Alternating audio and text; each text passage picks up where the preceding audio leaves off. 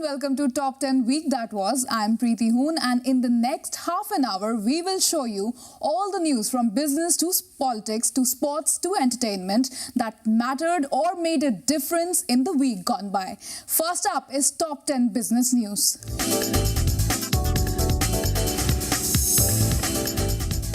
Civil Aviation Minister Ajit Singh has said that the proposed deal between Jet Airways and Etihad is likely to be concluded within the next 2 weeks. This would be the first such deal between an Indian carrier and a foreign company after the government liberalized the foreign direct investment norms last year to allow overseas carriers to pick up to 49% stake in domestic airlines. Reliance Industries has raised questions in KG-D6 block audit and has also refused to lend support. RIL further asked the Petroleum Ministry to explain the CAG's audit procedure. Reliance had earlier sent a letter to CAG on January 24th.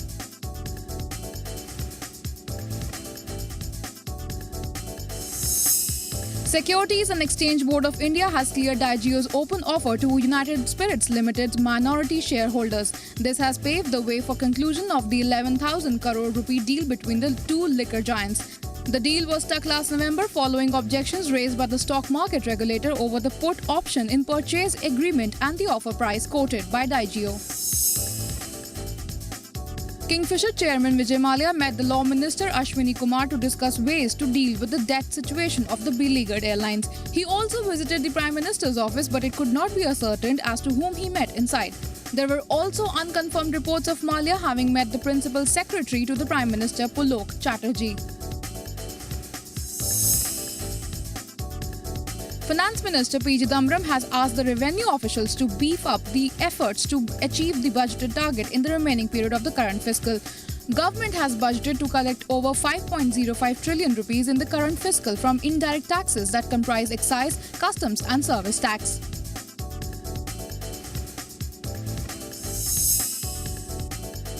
Fitch Ratings has lauded India's recent economic reforms and fiscal consolidation measures, joining its international credit ratings peers in changing the tone of its commentary about the country from decidedly negative to mildly positive. Deputy Chairman of the Planning Commission Montek Singh Ahluwalia talked tough on subsidies. His views are being taken as a strong indicator of the government's intention to bring down the subsidy to 1.75% over the next 3 years.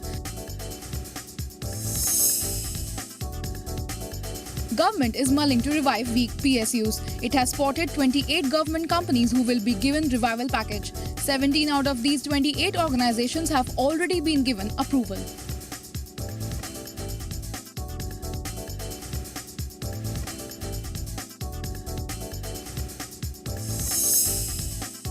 India's economic growth rate is estimated to slip to a decade's low of 5% in 2012-2013. The estimate has been pulled down by poor performance of manufacturing, agriculture and services sectors.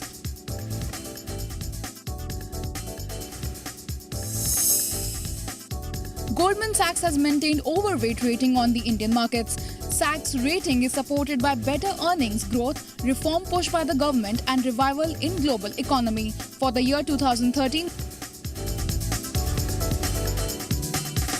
time now for top 10 news stories from politics. Supreme Court has decided to review the definition of juvenile in the Juvenile Justice Act. The SC's move has come in the wake of the Delhi gang rape case where one of the main accused happens to be a minor. The minor was allegedly the most brutal and active during the horrific gang rape which claimed the victim's life. The apex court's move came after a plea was filed asking for review of the age limit used to define juveniles. Congress Vice President Rahul Gandhi will hold talks with Pradesh Congress Committee presidents and Congress legislature party leaders in the national capital on February 15. The move comes after Rahul held 3 rounds of consultations with AICC office bearers after becoming the Congress Vice President. The Congress leader would apprise himself of the various problems being faced by the party in various states to understand the steps needed. The trial of 5 men accused of gang raping and murdering a medical student in Delhi will continue in a special fast-track court. A friend of the 23-year-old student who accompanied her in the bus in which she was gang raped testified in court and was cross-examined by defense lawyers earlier this week.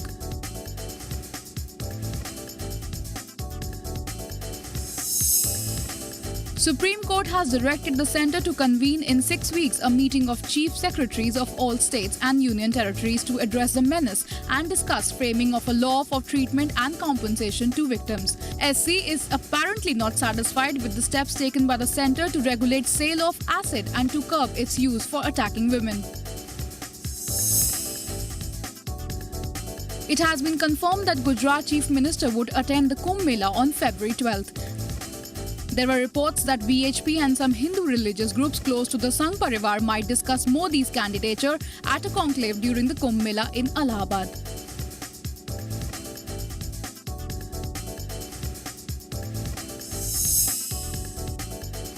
Supreme Court has sharply reacted on CBI's submission in the Babri Masjid demolition case. The submission said that senior BJP leader L.K. Advani and others had committed a national crime. SC has asked the agency not to use such a language till the case is decided by the courts. Gujarat Chief Minister Narendra Modi told German Ambassador to India Michael Steiner that the 2002 riots in the state were unfortunate. German Ambassador had earlier said that the decision to meet Narendra Modi was taken after the Gujarat Assembly polls.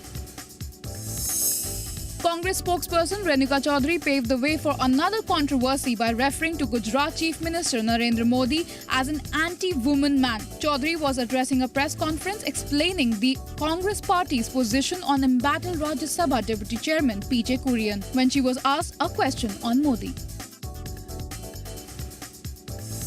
Government has said that the security provided to VIPs could be scaled down depending upon the threat perception and made it clear that no unnecessary protection will be given to anyone. Minister of State for Home RPN Singh said the security wing of the police makes assessment on who needs security and who does not depending on threat perception. The fresh remarks made by Comptroller and Auditor General Vinod Rai against the UPA dispensation triggered a war of words. The government has launched an attack on Rai and the opposition, throwing its weight behind him. We'll halt here for a short break. Keep watching Top 10 Week That Was.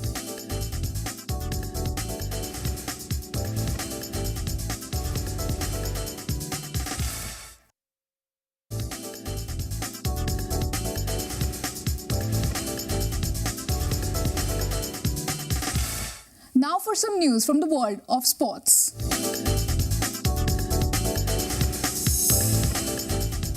Adding another feather to his crowded cap, Sachin Tendulkar equals Gavaskar records of hundreds in first class. Sachin and Sunil Gavaskar having 81 hundreds in domestic and international cricket. Sachin also scored century in Irani Cup after 24 years long gap.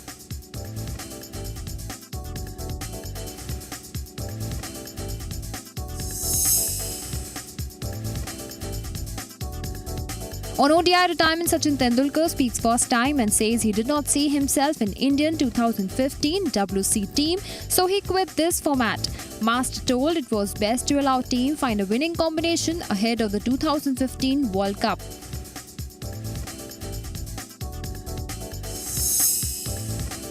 South African Hashim Amla has become the first batsman since Ricky Ponting to head both Test and ODI rankings at the same time in the latest ICC charts. Amla has taken over the number 1 position first time in ICC rankings for Test batsmen with 895 rating point under his kitty.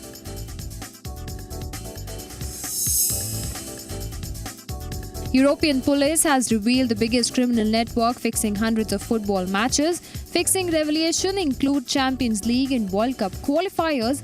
According to Europol, they have identified almost 400 football matches were doubtful for fixing.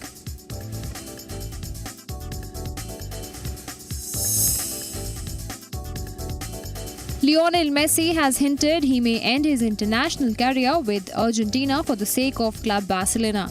Messi has written on club's website and expressed his desire to end his career at Barcelona only.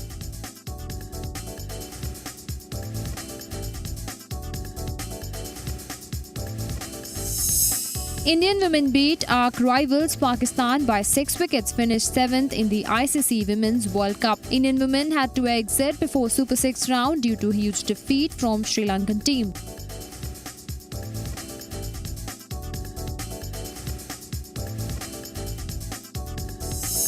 AITA rejected the rebel players' fresh demands, saying their inclusion in the executive or selection committees is not possible. Somdev Devaman had gone a step further by asking the National Federation to reconstitute its executive and selection committees. England football team and their 23 years winning drought against Brazil with a victory in international friendly by 2-1. Rooney and Frank Lampard scored goal for England in another international friendly. Sweden paid for self-goal by losing to Argentina.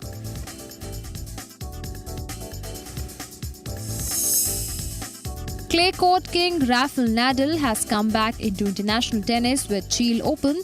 Nadal was out of circuit for 7 months due to knee injury. After this tournament, Nadal will participate in Mexican Open. Competition Commission of India has slapped a 52 crore fine on the Board of Control for Cricket in India for using its dominant position and abusing its privileged position by asking by ad hoc money from sponsors and advertisers. Let's get some dope on technology now.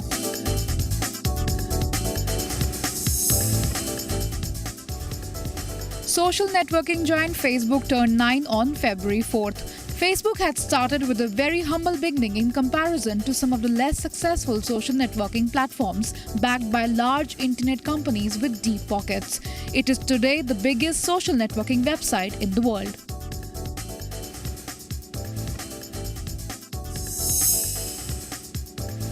Aero India 2013 has taken off to a flying start at Yelahanka Air Force Station in Bangalore.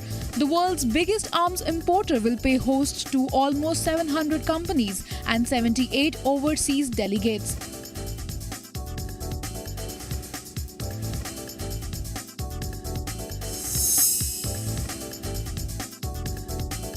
BlackBerry last week launched 2 new devices, the Q10 and the Z10, in a very public bid to revive its fortunes and gain market share. The smartphone maker BlackBerry confirmed that it has no immediate plans to sell its new handsets in Japan.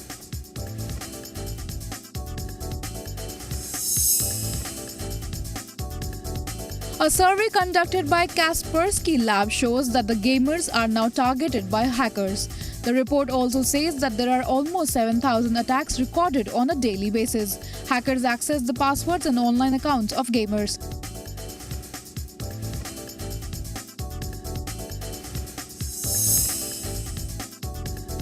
The internet search giant Google has announced Mapathon 2013, a mapping competition for its users. The competition will begin on 12th of February and last till 25th of March. The users can now update the maps of their area and make additions which will later be published in Google Maps.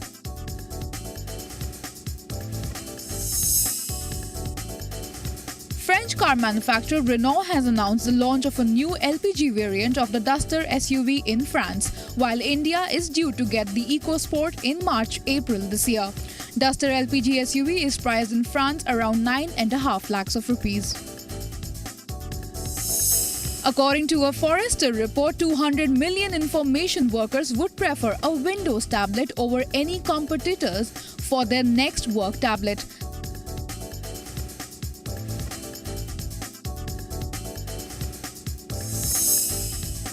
According to a latest study by the independent search group Shrink That Footprint, India has been identified as the least environment-friendly nation to make and drive the electric-powered vehicles. The results were found after studying the impact of grid-powered electric vehicles in 20 of the top countries. Market researcher IDC has estimated that over the past 3 months, sales of Apple devices, especially iPhones, have gone up by 3 to 4 times. The increased level of interest in India is happening in the backdrop. Polytron, which works on display technologies, has unveiled a smartphone prototype with a transparent body. A company executive has also claimed that users will see the arrival of transparent glass phone by the end of this year. We'll hold here for a short break. Keep watching Top 10 Week That Was.